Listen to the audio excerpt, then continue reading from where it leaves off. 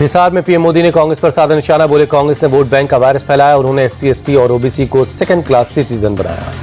PM Modi बोले कांग्रेस ने बाबा साहब का हमेशा अपमान किया। बाबा साहब के विचारों को खत्म करने की कोशिश की। ये लोग संविधान के भक्षक बन गए। पीएम मोदी बोले कांग्रेस ने 2 बार अंबेडकर को चुनाव हरवाया। कांग्रेस बाबा साहब को उखाड़ फेंकने में लगी थी। अंबेडकर को सिस्टम से बाहर रखने की साजिश हुई।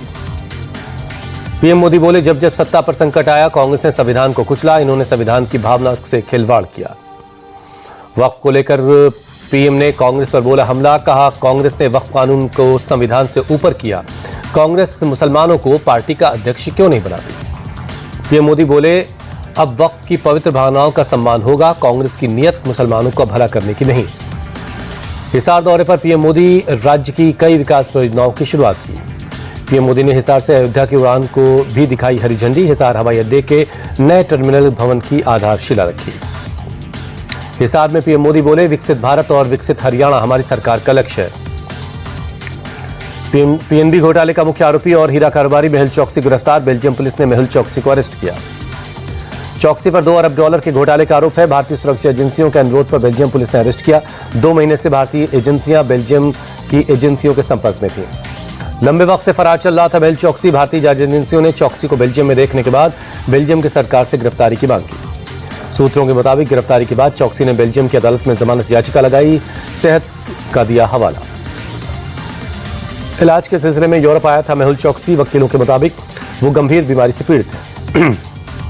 मेहुल चौकसी के प्रत्यर्पण की कोशिश में भारतीय जांच एजेंसियां। सूत्रों के मुताबिक एजेंसीज ने 3 महीने पहले प्रत्यर्पण की एप्लीकेशन दी थी। मेहुल चौकसी की गिरफ्तारी पर केंद्रीय वित्त राज्य मंत्री पंकज चौधरी बोले मेहुल चौकसी की गिरफ्तारी बड़ी सफलता है। हालात पर काबू पाने के लिए पूरे इलाके में बड़ी तादाद में पुलिस बल तैनात है। लोगों से अफवाहों पर न ध्यान देने की अपील। पश्चिम बंगाल में वक्फ कानून पर हिंसक प्रदर्शन के बाद मुर्शिदाबाद में इंटरनेट सेवा बंद की गई। बीरभूम और मालदा जिले में भी कई इलाकों में इंटरनेट सेवा पर रोक लगाई गई। अफवाहों पर रोक लगाने के लिए प्रशासन ने एहतियातन रविवार की रात 10 बजे से 15 अप्रैल तक इंटरनेट रोका। फोन और SMS सुविधा जारी। पश्चिम बंगाल के गवर्नर सीवी आनंद बोस ने मुर्शिदाबाद हिंसा पर कड़ी कार्रवाई की बात कही। बोले हालात पर हमारी नजर, किसी को भी कानून अपने हाथ में नहीं लेने देंगे। मुर्शिदाबाद के बहरामपुर से कांग्रेस के पूर्व सांसद अधीर रंजन चौधरी ने बीजेपी पर लगाया सांप्रदायिक ध्रुवीकरण का आरोप। कहा सीएम ममता बनर्जी धर्मनिरपेक्ष होने का दिखावा कर रही हैं। केंद्रीय मंत्री सुकांत मजूमदार का बयान। बोले मुर्शिदाबाद जिले से भागकर शरणार्थी के रूप में से मालदा गए लोग अब लौटने को तैयार नहीं। वक्फ कानून को लेकर हो रहे प्रदर्शन के बीच All India Muslim Personal Law Board की मुसलमानों से अपील।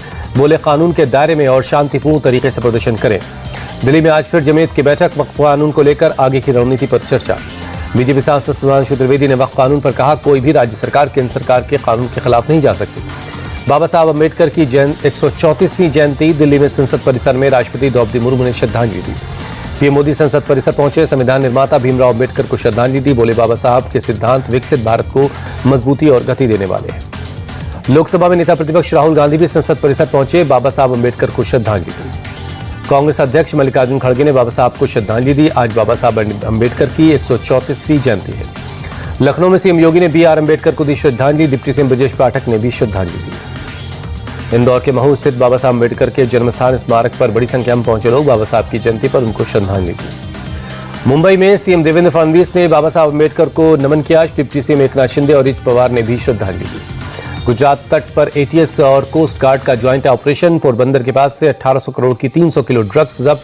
पाकिस्तान से शिप के जरिए लाई जा रही थी ड्रग्स। दिल्ली के गोकुलपुरी में विश्व हिंदू परिषद ने की महापंचायत। हिमांशु की हत्या के विरोध में हिंदू संगठनों का प्रोटेस्ट। महापंचायत में हिमांशु को इंसाफ दिलाने की मांग। साहिल और शाहरुख पर हिमांशु की हत्या का आरोप। प्रोटेस्ट के देखते हुए पुलिस ने इंतजाम किया था। अभिनेता सलमान खान को फिर जान से मारने की मिली धमकी। व्हाट्सएप के जरिए वर्ली ट्रांसपोर्ट विभाग के आधिकारिक नंबर पर धमकी भरा मैसेज मिला। धमकी भरे मैसेज में सलमान को मारने और उनकी गाड़ी को बम से उड़ाने की धमकी। वर्ली पुलिस ने केस दर्ज कर मामले की जांच शुरू कर दी है। मुजफ्फरनगर में हिंदू युवक और मुस्लिम युवती से मारपीट के मामले में एक्शन। पुलिस ने 6 लोगों को गिरफ्तार किया। गुना में हनुमान जयंती के जुलूस के दौरान पथराव के बाद हालात हुए सामान्य। पूरे इलाके में शांति। पुलिस के जवानों का कड़ा पहरा।